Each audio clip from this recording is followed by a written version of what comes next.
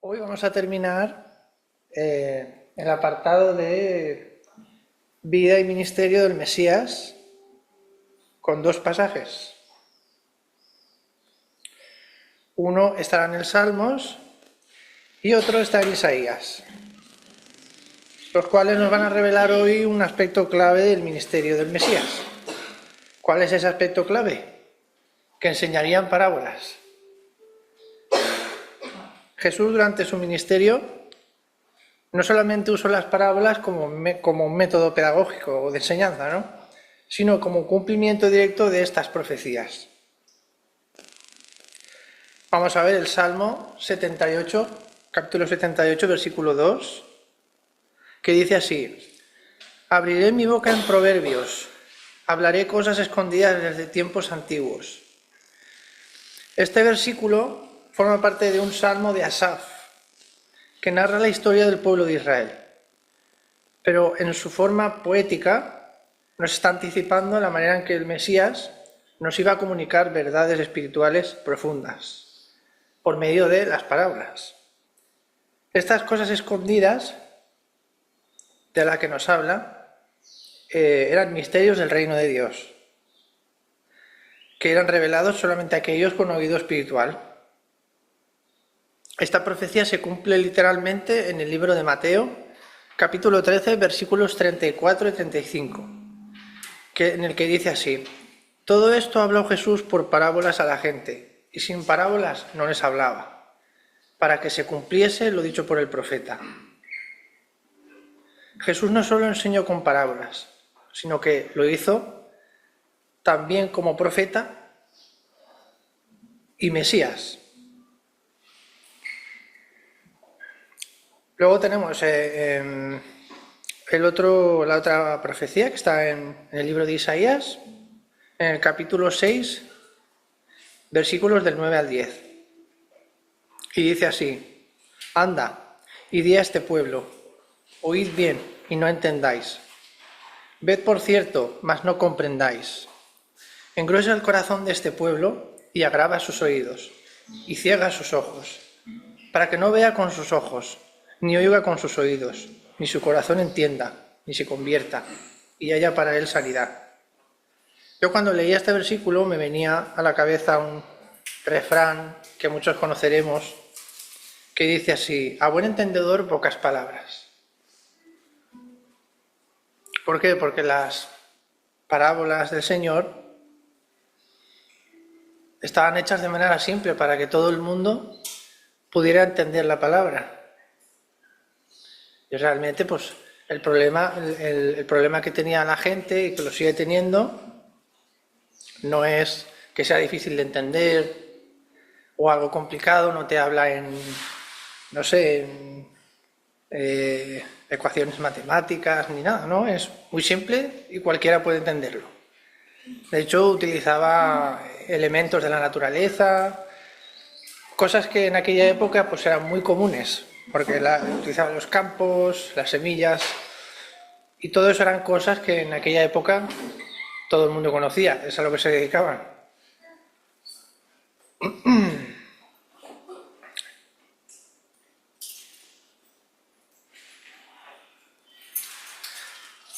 Y por lo tanto, el problema que tendría la gente de hoy o la gente también de aquella época era el no querer entender. Porque de entenderlo lo podré entender, pero es el querer o no querer, depende de cada uno cómo confronte, ¿no?, esas parábolas y esas enseñanzas.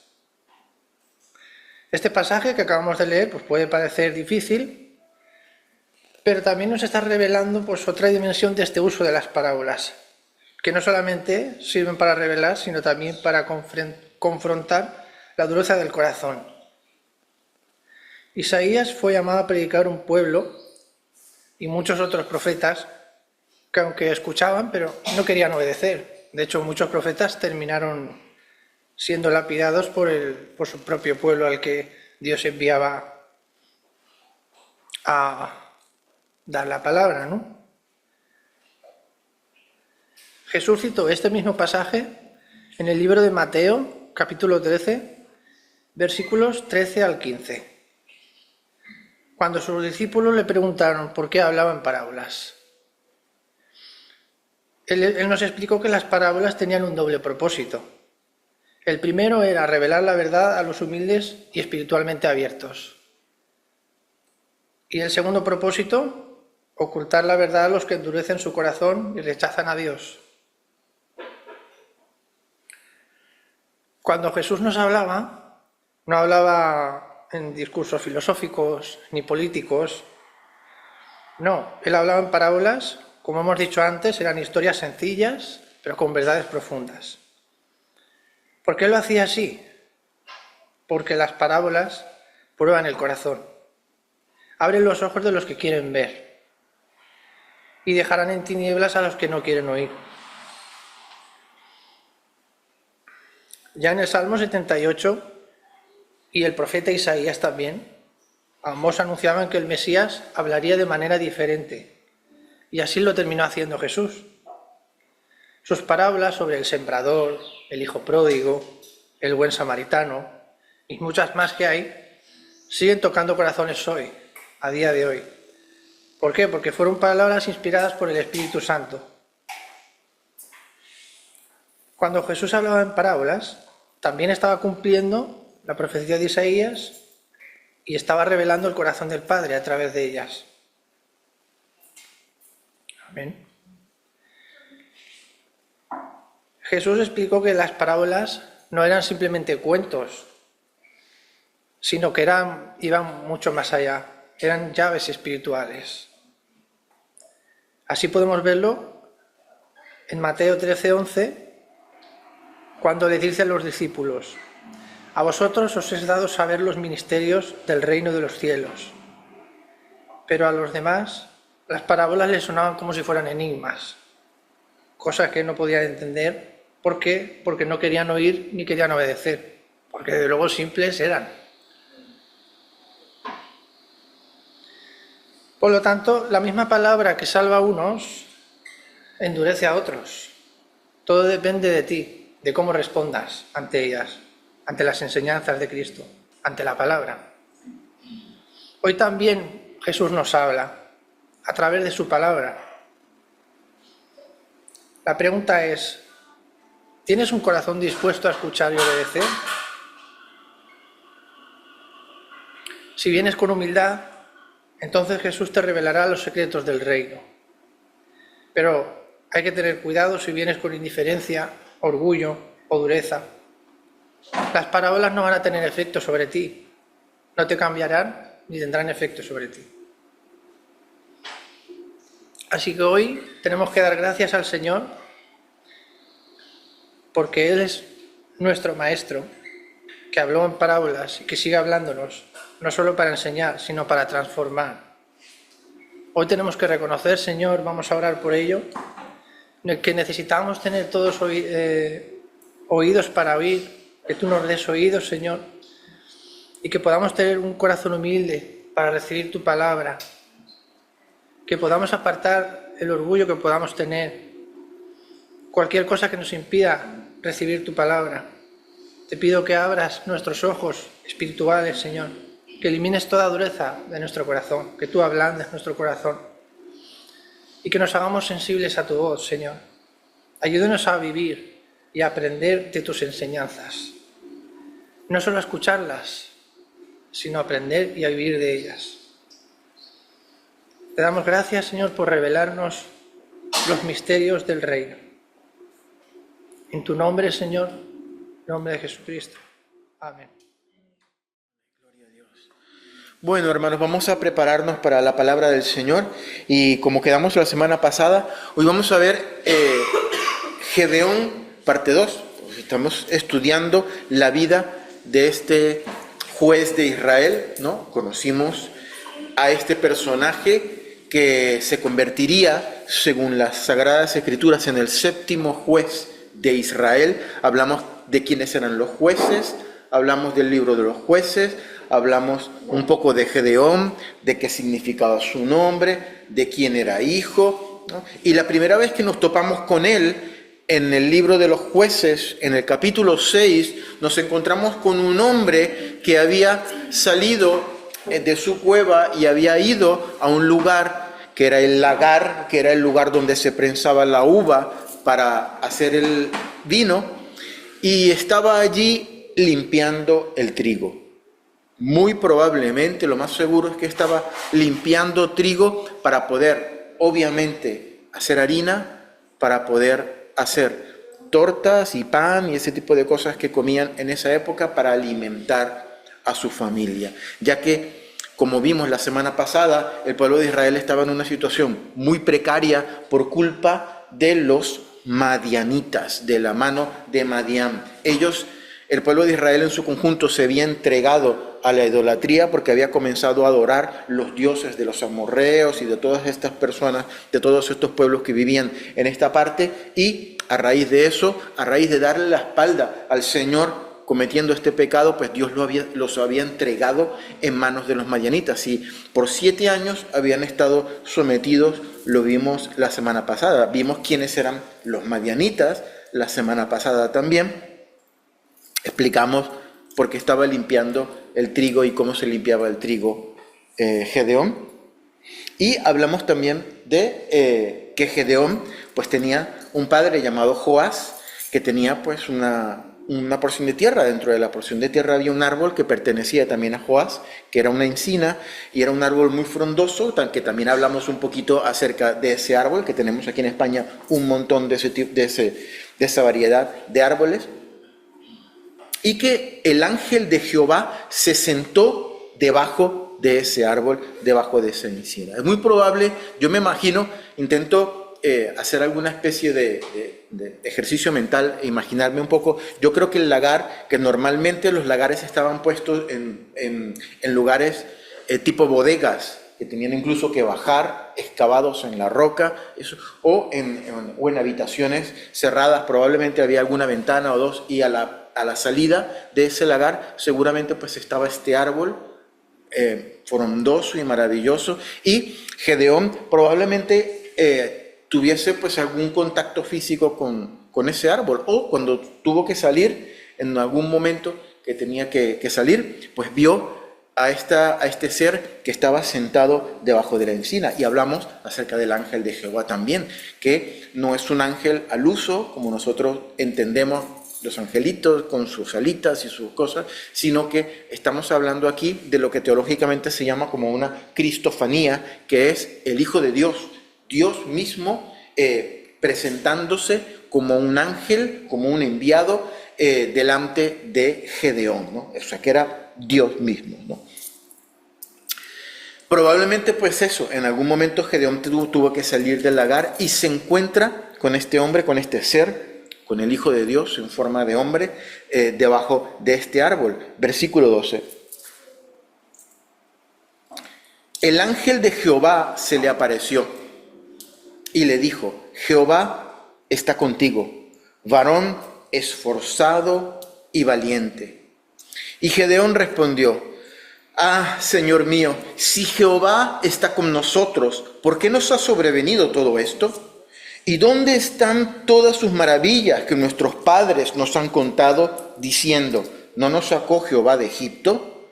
Y ahora Jehová nos ha desamparado y nos ha entregado en manos de los madianitas.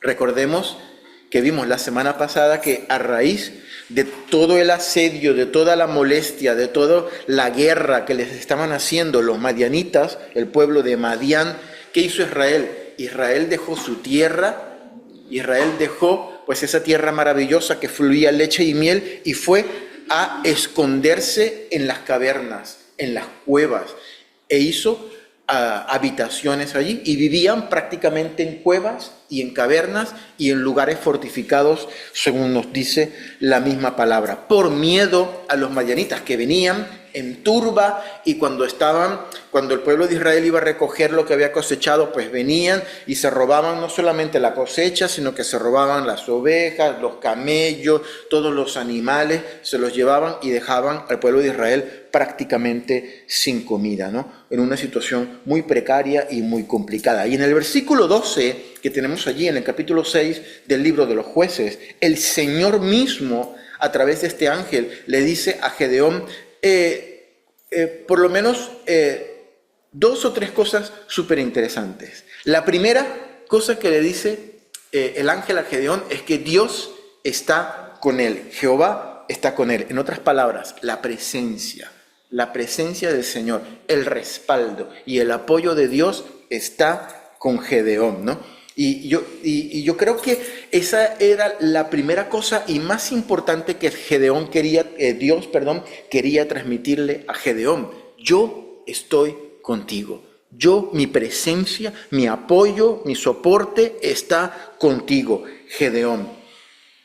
La primera cosa que Dios quería transmitirle, ¿no? Que la presencia y el apoyo y el respaldo de Dios estaba con él. Y luego, la segunda cosa que yo veo que es aquí interesante, es que el Señor mismo le da un par de adjetivos, un par de calificativos ahí a Gedeón y le llama varón esforzado y valiente, ¿no? En el hebreo original, la Biblia dice algo así como hombre poderoso de valor u hombre poderoso de valentía. Ese hombre poderoso también significa campeón o guerrero o campeón fuerte y valiente, ¿no? Y más adelante, eso es la palabra que Dios le dice a Gedeón, ¿no? Y más adelante veremos que Gedeón básicamente no tenía exactamente ese concepto de sí mismo, pero independientemente de lo que Gedeón pensara de sí mismo, aquí lo importante es lo que Dios pensaba de él y lo que Dios decía de él. Y para Dios, Gedeón era un varón esforzado y valiente. ¿Amén? Y yo creo que nosotros no tenemos que cometer el error de entender o de interpretar estos adjetivos o estos títulos que Dios le estaba dando a Gedeón como algo meramente cordial o como un saludo o alguna deferencia, ¿no? de Dios hacia Gedeón, ¿no? Como un saludo gentil o algún protocolo que vamos, como para caer bien o para hacerlo sentir bonito, ¿no? En realidad, si tomamos en cuenta que es Dios mismo el que se le había presentado a Gedeón como una cristofanía, era Dios mismo el que estaba allí con él, era Dios mismo el que le está llamando varón esforzado y valiente, porque en realidad Dios sabía que esas cualidades estaban en Gedeón. O sea, no era un simple saludo, no era una deferencia, no eran unos títulos bonitos para que se sintiera bien Gedeón, era realmente, porque si lo está diciendo Dios es porque es verdad, ¿no? Es porque es real, es genuino, porque así es el Señor, ¿no? Él no va a decir cosas, mentiras para adularnos a nosotros. Realmente Él vio esas cualidades en Gedeón y vio que Gedeón era un hombre esforzado, un guerrero esforzado y valiente. Yo creo que esto nos deja, hermanos, una enseñanza muy hermosa, ¿no? Ya que lo que Dios está haciendo con Gedeón en este momento, o a partir de estos versículos, es dándole un llamado. El Señor le iba a dar un llamado a Gedeón, le iba a decir una misión que él tenía que hacer, lo iba a comisionar para algo, y es que la enseñanza que yo creo que Dios nos quiere transmitir acerca de este pasaje es que Dios llama a aquellos que con esfuerzo y valentía hacen la diferencia. Lo repito, Dios llama a aquellos que con esfuerzo y con valentía hacen la diferencia, porque eso era precisamente lo que Gedeón estaba haciendo en ese momento, ¿no? Aunque probablemente no todo el tiempo estaba expuesto a la vista, porque no estaba al aire libre, porque hablamos que el trigo normalmente se limpiaba al aire libre para que el viento se llevara toda la suciedad y todo el tallo y toda la cizaña y todas las malas hierbas que normalmente se cosechan con el trigo. Él estaba en un lagar, seguramente pues él había tenido que salir de la cueva donde estaba, llevar el trigo, recogerlo y llevarlo al lagar para limpiarlo allí. Y él había tenido que salir de su zona de confort, de su zona de seguridad, de su cueva, del lugar que su familia había construido para que ellos estuviesen a salvo, para esconderse de los madianitas, y tuvo que salir para poder proveerle comida para su familia, para hacer pan para que su familia pudiese comer. Y ciertamente Gedeón estaba en peligro de caer en manos de los madianitas.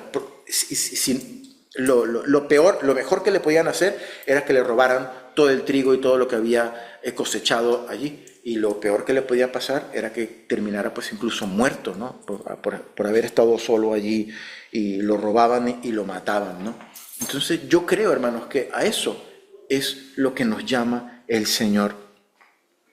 Y lo decíamos la semana pasada, que nosotros tenemos que salir de las cuevas que nosotros mismos no construimos, ¿sabes? Tenemos que dejar, hermanos, y quiero hacer énfasis en esto, dejar las cuevas a veces de nuestra rutina. A veces nos sumergimos en la rutina, en el hacer, y ahí estamos en esa cueva porque para muchas veces la rutina se vuelve zona de confort para nosotros. Como siempre estamos repitiendo lo mismo.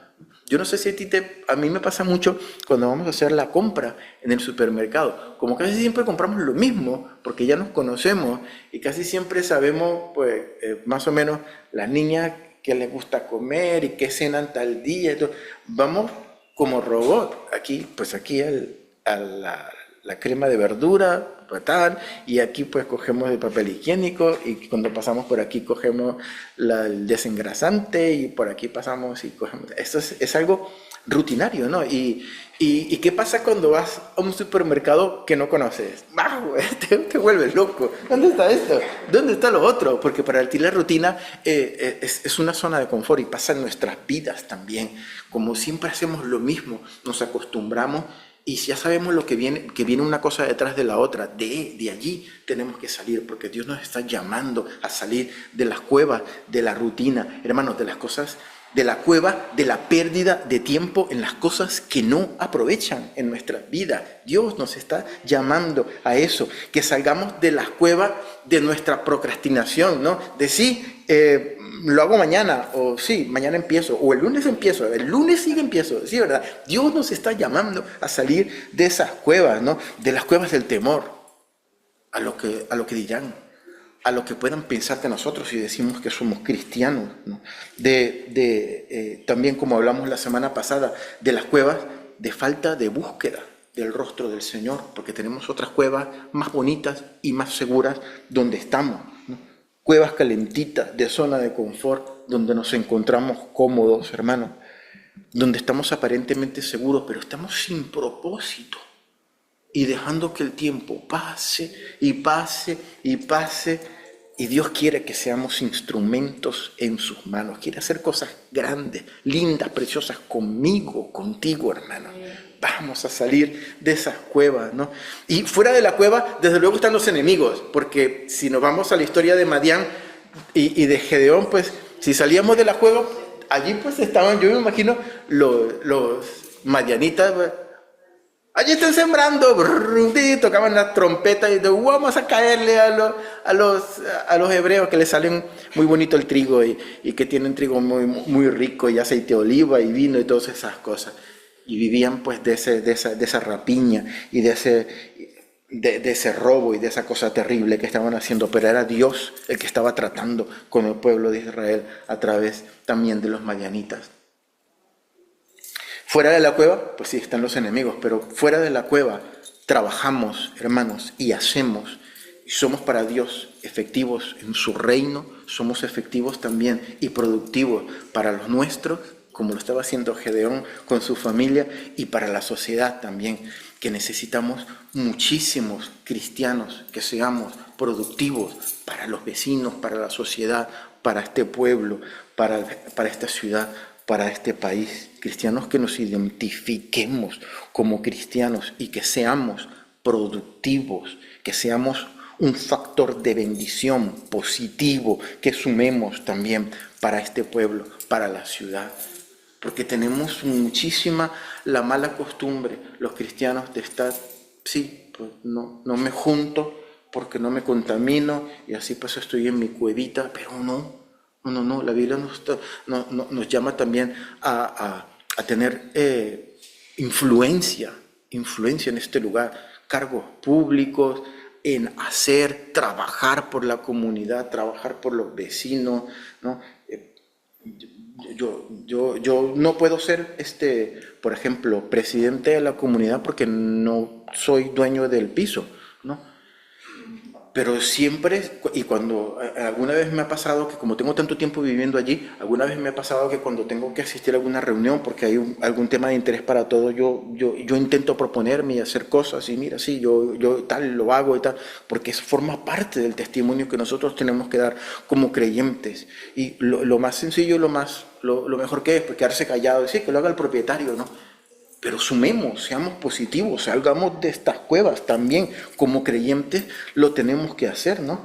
Y es allí cuando demostramos al Señor nuestro esfuerzo y nuestro valor. Y ese es el tipo de gente a quien Dios llama y a quien Dios da propósito. Como Gedeón. Gedeón estaba allí, Dios lo vio. Este es un hombre esforzado y valiente, porque salió de su cueva y está allí preparando comida para su familia. Versículo 13. Y Gedeón le respondió: ay, Señor mío, si Jehová está con nosotros, ¿por qué nos ha sobrevenido todo esto? ¿Dónde están todas sus maravillas que nuestros padres nos han contado, diciendo: ¿no nos sacó Jehová de Egipto? Y ahora Jehová nos ha desamparado y nos ha entregado en manos de los madianitas. La respuesta de Gedeón es curiosa, porque Gedeón responde, pero vale, tú me dices Jehová está contigo, y Gedeón responde, pues si Jehová está con nosotros, ¿por qué no está pasando todo esto, no? Todo el problema de los madianitas que vimos la semana pasada. Pero curiosamente Gedeón está hablando en plural, ¿no? El Señor no había dicho Dios está con vosotros, el Señor dijo Dios está contigo, Gedeón. Contigo está el Señor, ¿no? Entonces, claramente el Señor había dicho Dios está contigo, porque el llamamiento, queridos hermanos, es personal, es individual. El tratamiento de Dios es personal con cada quien. Sí, Dios estaba trabajando en el pueblo como colectivo, pero cuando se trata de hacer un llamamiento único y específico, es personal con la persona, porque quien demuestra valentía en esta historia, quien demuestra el esfuerzo de salir de la cueva, de salir de la parte segura para proveer alimento para su familia, para sumar, para ser un productivo, fue precisamente Gedeón, el protagonista de nuestra historia. Hermanos, muchos cristianos, creo yo, y esto yo lo veo como un problema pues, para los cristianos, porque muchas veces los creyentes queremos participar de las bendiciones colectivas. Cuando hay una bendición que es colectiva, pues ahí nos queremos meter nosotros, ¿no? Si hay una iglesia grande, una iglesia bonita, donde vienen y nos dicen, pues allí el Señor está sanando o está bendiciendo, muchos cristianos nos queremos ir para allí, porque queremos como pillar de eso, ¿no? Yo quiero pillar de esa unción que está allí, ¿no? De esa presencia del Señor. Pero es que la presencia del Señor que está allí es la misma que está aquí, porque es el mismo Señor. Y nosotros tenemos yo creo que esa mala tendencia, para mí está muy mal, ¿no? Es verdad que es bonito ir a una iglesia, a mí me encanta, ¿no? Donde hay pues muchísima gente y batería y luces y pantallas donde salen las letras de las canciones, ¿no? Y miles de personas y guitarras y bajo y batería y cantantes maravillosos, ¿no? No estoy diciendo que todo eso esté mal, al contrario, ¿no? Ojalá algún día podamos tener pues un grupo maravilloso de alabanza y gente cantando y comprometida pues con un local grande y bonito, ¿no? Comprometidas con la visión, pero no estoy diciendo que eso sea malo, ¿no? Estoy diciendo que es más fácil que un cristiano pues se decida por una de estas iglesias. ¿Por qué? Porque ya todo está hecho. Porque yo voy y simplemente me arrimo y ya todo está hecho, ya todo está trabajado. Ya hubo personas que predicaron, ya hubo personas que se prepararon, ya hubo personas que organizaron. Y es más fácil para mí arrimarme allí que quedarme en la iglesita pequeña como la nuestra, ¿no? Que no tenemos un grupo de worship, no tenemos luces, no tenemos un local bonito, todo desde el punto de vista humano, pues es poco atractivo, hermano. Pero es aquí donde hace falta gente que cante, es aquí donde hace falta gente que predique, es aquí donde hace falta gente que administre, es aquí donde hace falta gente que vaya y predique la palabra del Señor y decir, aquí tenemos un cuerpo también y tenemos una familia que te amamos y que queremos que tú vengas al conocimiento de Cristo. Y tenemos brazos aquí para abrazar, ¿no? Pero es más fácil llegar donde todo está hecho ya, ¿no? Porque todo está hecho, ¿no? Entonces es fácil sentirse parte del colectivo, del todo, porque ya todo está organizado, ¿no? Yo simplemente, como todo es tan bonito y todo es tan grande, entonces simplemente yo me arrimo y ya yo formo parte de eso tan bonito y tan grande y todo también organizado, ¿no? Porque así lo hace todo el mundo, así lo hace la mayoría, ¿no? Pero gloria a Dios por gente como Gedeón, ¿no? Que no se quedó en la cueva, que no se quedó como parte de la comodidad y de la seguridad de todo el mundo, del colectivo, de lo que hacía todo el mundo, porque allí se estaba muy bien, pues estaban pasando hambre, pero estaban seguros, ¿no? dentro de las cuevas, ¿no? Haciendo lo que hacían todos los demás. Gedeón se diferenció de todos los demás. Y es una enseñanza que tenemos que llevarnos en nuestro corazón. Como Gedeón dijo, yo no quiero ser como los demás. Yo quiero ser productivo, yo quiero salir de mi cueva y yo quiero darle de comer a mi familia. Cuando termine el día, probablemente este día, yo quiero llevar estas semillas de trigo que he separado. Estas semillas de trigo que he preparado y quiero llevarlas, quiero al molino, quiero molerlas, quiero hacer harina y quiero proveer para mi familia unos panes ricos para que ellos puedan comer esta noche, ¿no? Él hizo la diferencia, ¿no? Y fue llamado varón esforzado y valiente, ¿no? Y Dios mismo declaró que la presencia misma del Altísimo estaba con él. Pero Gedeón manifiesta su pesar, ¿no? Y su tristeza delante del ángel del Señor, ya que no puede evitar recordar que hay un problema con el pueblo de Israel. Están sufriendo un terrible problema con los enemigos que los atacaban, con los madianitas, ¿no? Y la siguiente pregunta que hace Gedeón fue, Señor, ¿dónde están todas sus maravillas que nuestros padres nos han contado diciendo, no nos sacó Yahvé, no nos sacó Jehová de Egipto?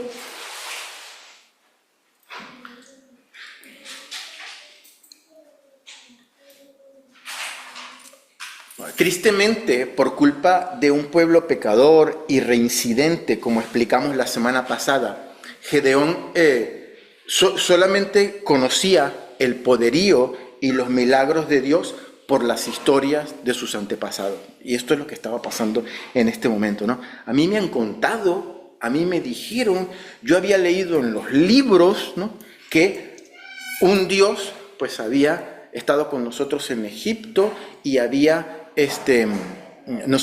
había enviado unas plagas para poder salir de Egipto cuando antes éramos esclavos, ¿no? Para que Faraón dejara salir a nuestro pueblo de Egipto. A mí me habían contado, yo había leído en libros, me contó mi padre, me contó mi abuelo, me contó el rabino, me contó mi tío, el profeta que una vez vino, ¿no? Que un día Dios abrió el mar y pasó, nuestros padres, nuestros abuelos pasaron en seco por el desierto, ¿no? Y me habían contado también que cuando llegamos a esta tierra, Dios con su mano poderosa nos ayudó a derrotar a los pueblos que vivían aquí, que nos hacían guerra, aún pueblos que tenían ejércitos 10 o 20 veces, o 30 o 50 veces más poderosos que el nuestro. La pregunta de Gedeón era, ¿es que acaso esto se va a quedar solamente en teoría? ¿En una leyenda antigua? Eso es lo que, yo me voy a morir probablemente a manos de los madianitas, o me voy a morir de hambre porque no voy a tener que comer, y me voy a quedar solamente con estas historias como una anécdota. Es que no voy a ser capaz de ver en la práctica, en mi vida, con mis ojos, las maravillas y los milagros de ese Dios que mis padres y mis abuelos me contaron. Hermanos, yo me pongo de verdad en los zapatos de Gedeón y saber que tenían un Dios que había hecho tantas cosas por ellos, milagros, portentos, señales, prodigios, y que Gedeón vivía una vida normalita y tranquila, sabiendo que tenían una herencia de un Dios todopoderoso que había hecho tantas cosas tan maravillosas. Y Gedeón le dice allí al ángel: ¿dónde están todas esas maravillas, Señor? ¿Sabes qué acaso yo me voy a ir a la tumba sabiendo eso en teoría, como una leyenda? Hermanos, yo particularmente creo en un Dios que es el mismo ayer, hoy y por los siglos. Yo creo que Dios hace portentos y milagros, hoy como los hizo ayer y como los hará siempre. Hebreos 13:8 dice: Jesús es el mismo, Dios es el mismo ayer, hoy y por siempre y por los siglos, y Él seguirá haciendo cosas maravillosas por siempre. Yo creo que el mismo Dios que hizo maravillas con nuestros padres, con nuestros abuelos, con los primeros creyentes, el mismo Dios que estaba en la vida de Pablo, de Pedro, haciendo todos esos milagros y sanando todas esas personas, el mismo Dios es el mismo Dios que tenemos hoy en nuestro corazón y que se mueve en medio nuestro. Y con este aspecto, hermano, yo me identifico con Gedeón. Yo no me conformo, hermano, de verdad que no, con el testimonio de quienes vivieron hace años y fueron testigos de las maravillas de Dios. Yo por lo menos no. Y yo se lo he dicho al Señor en oración un montón de veces. No me conformo con el evangelio teórico que yo leo en las Escrituras. Yo anhelo vivir, yo anhelo que en mi vida se haga realidad ese evangelio que en las Escrituras mismas se llama poder de Dios para los que creen. Yo anhelo ver el poder de Dios en mi vida, en la vida de mi familia, en la vida de mi comunidad y en la vida de mi entorno. Yo al igual que le preguntó Gedeón a Dios: ¿dónde están esas maravillas, Dios? ¿Dónde están esos milagros que tú hiciste en el pasado? Si tu palabra dice que tú no cambias, Señor, yo quiero y anhelo conocer a ese Dios de milagros en mi vida, ese Dios de poder sobre las circunstancias, ese Dios de poder sobre la enfermedad, sobre las dificultades económicas, sobre los problemas, sobre la necesidad de tomar decisiones en nuestra vida, sobre los enemigos que se levantan contra nosotros. Yo anhelo conocer ese Dios y vivir todos los días ese poder, ese evangelio del poder que el Señor dice en su palabra que está. De la misma manera que mis hermanos en la fe, que los padres en la fe vivieron en el pasado, yo quiero verlo hoy y quiero verlo siempre. Ese es el anhelo de mi corazón, hermano. Y yo oro de esa manera. Y yo le pido al Señor de esa manera. Versículo 14. Y mirándole Jehová le dijo: ve con esta tu fuerza y salvarás a Israel de las manos de los madianitas. ¿No te envío yo? En este punto, hermanos, es sencillo observar cómo el narrador, cómo el escritor del libro pasa de llamar de ángel de Jehová a decir directamente que quien le miró fue Jehová. Quien le miró fue, lo dice aquí directamente, ¿no? Ya no habla de ángel, sino que dice que Jehová lo miró y le dijo. Ese ser estaba sentado allí, debajo del árbol, debajo de la sombra de ese árbol, y le dice la palabra que le dirige la mirada, que literalmente dice el original, que vuelve su rostro para mirarlo a él, y le dice: ve con tus fuerzas. Yo creo que aquí hay dos cosas importantes, hermanos. La primera cosa es que en el original hebreo dice claramente que Dios lo miró. Para mí, esta frase, que tiende a ser un poquito pasar desapercibida, para mí tiene mucho significado, hermano, porque Dios me decía que Dios, cuando mira a alguien para hacerle un llamado, es porque Dios llama sin ningún tipo de intermediarios, sin ningún tipo de que quepa la menor sombra de duda. No sé si te ha pasado alguna vez la vergüenza de que alguien está por allí y tú no conoces y te hace y tú haces, pero resulta que es el de atrás. El de atrás es el que está saludando, ¿no? Pasa, a mí alguna vez me ha pasado y no sabe qué hacer, ¿no?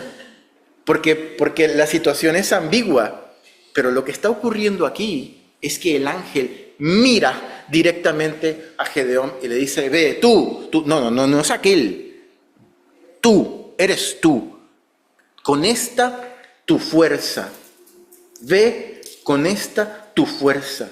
Cuando Dios llama, no tiene intermediarios, no cabe lugar a duda. Él dirige su mirada y te hace un llamado que es único, que es directo, que es personal y que es intransferible. Y lo ha hecho con cada uno de nosotros. Y lo sigue haciendo, hermanos, porque Dios tiene misiones y tiene encomiendas para cada uno de nosotros según la etapa de nuestra vida como creyente. Cara a cara, mirándote los ojos, aquí no hay lugar a dudas. ¿Será que no? Cuando Dios te llama, lo sabes, que Dios está mirándote y lo está haciendo. Esta semana pasó que un acontecimiento en la iglesia, ¿no? Han elegido al Papa Romano. Y ayer o anteayer se puso de nombre León XIV, ¿no? Vale. Y estaba viendo en las noticias, y en las noticias salían pues él explicando por qué había elegido ese nombre de León XIV. Yo francamente, en mi ignorancia, yo pensaba que pues los papas romanos pues se metían en una capilla, se ponían en ayuno de oración, se arrodillaban y le decían, cámbiame tú el nombre, Señor. Pues no, resulta que se lo eligen ellos, ¿no? Es que a mí me gusta, ¿no? Si sale cara, pues León XIV, si sale tal, Juan Cristo 32. No, se lo eligen ellos. Y yo comparaba eso con el llamamiento de Pedro y decía, pues, ¿quién le cambia el nombre al supuesto primer papa? Si no es Jesucristo, directamente le dice, tú no te vas a llamar Simón, tú te vas a llamar Pedro. O sea, no ocurrió que bueno, Jesús habló con Pedro y Pedro después dijo, pues el Señor me llamó, ¿qué nombre me pongo? Me voy a poner Juan. No, si ya tenemos un Juan, me voy a poner... No, fue Jesús el que dijo, y yo te digo que tú eres Pedro,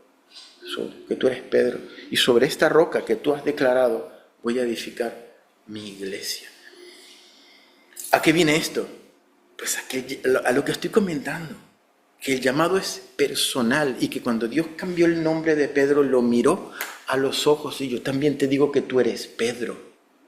Allí el que estaba Juan, allí Juan no pensó, ¿será conmigo, Señor? O Judas. No, estaba hablando con Pedro y Pedro supo en todo momento, bueno, ya le había cambiado el nombre antes a Pedro, no fue en Cesarea de Filipo que lo hizo, pero que el llamado es único, directo, personal e intransferible. Y Pedro supo cuando Jesús hizo eso con él. Y esa es la primera cosa que yo veo relevante en el llamado de Gedeón, que el llamado, que el Señor posó su mirada sobre Gedeón. Y lo segundo es el pronombre demostrativo que usa el Señor cuando habla de la fuerza de Gedeón. O sea, ¿tú qué vas a necesitar para tú hacer tu trabajo? Vas a necesitar fuerza porque vas a pelear contra los madianitas.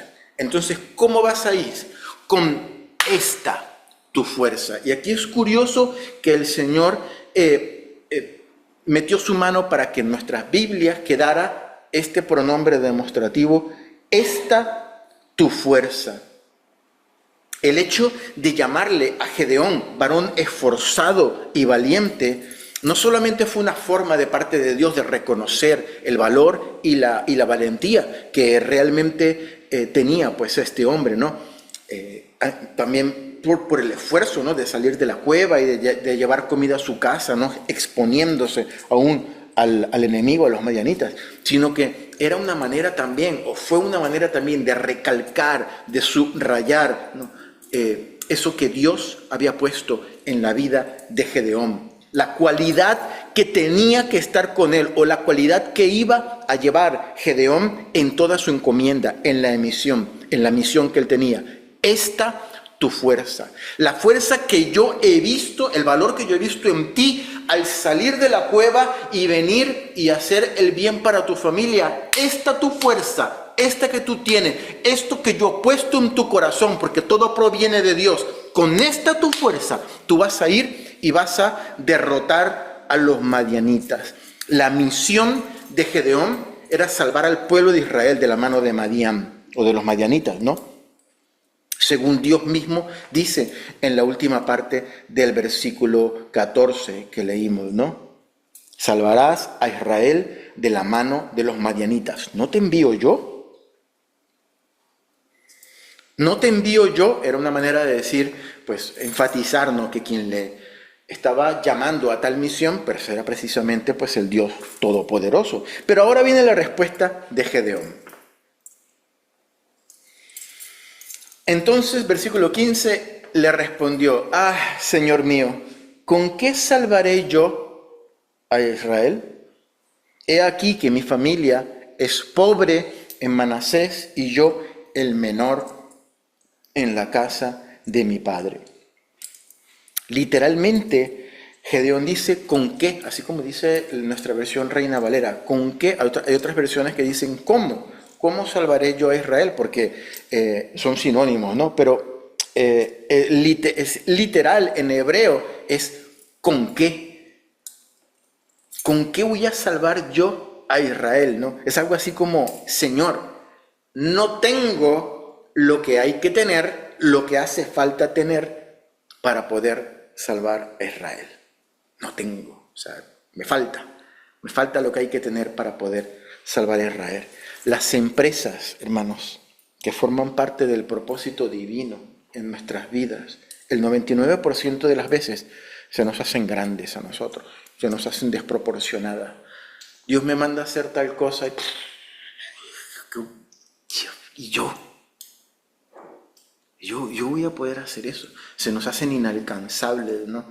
Y lo primero que le respondemos al Señor es lo que le respondió Gedeón: Señor, no tengo. Yo no tengo lo que hay que tener para poder hacer. Elige otro.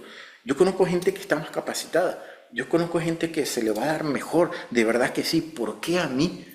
Pero hermanos, si nosotros nos diferenciamos, si vencemos nuestros miedos, nuestros complejos, si nos mostramos dispuestos a servir delante de Dios, si salimos de nuestra comodidad, Dios usa esa disposición.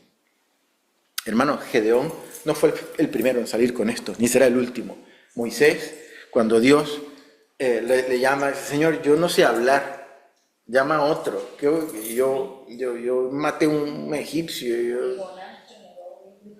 Lo mismo, se fue por otro lado, ¿no? Jeremías dijo: yo soy muy joven y no sé hablar, Señor. Jeremías, el profeta Amós también dijo: sí, pero yo no soy profeta, ni mi padre es profeta, si yo lo que soy es un agricultor. Así, eso es lo que le dijo Amós al Señor. El mismo apóstol Pedro le dijo: apártate de mí, Señor, yo soy un pecador, soy un vil pecador, ¿qué me vas a estar tú llamando a mí? Pero Dios los usó a todos ellos, y Dios nos quiere utilizar a nosotros como instrumentos. Amén. Amén. La próxima semana seguimos con Gedeón parte 3 y vamos a hablar de cómo Gedeón pone a prueba, entre comillas, al Señor, porque tiene dudas, ¿no?, del llamado, pero el Señor se glorifica y le da la confirmación a Gedeón de que es él el que va a emprender esta misión, y seguiremos aprendiendo más de Gedeón. Señor, te damos gracias por tu amor, por tu misericordia, gracias por tu palabra.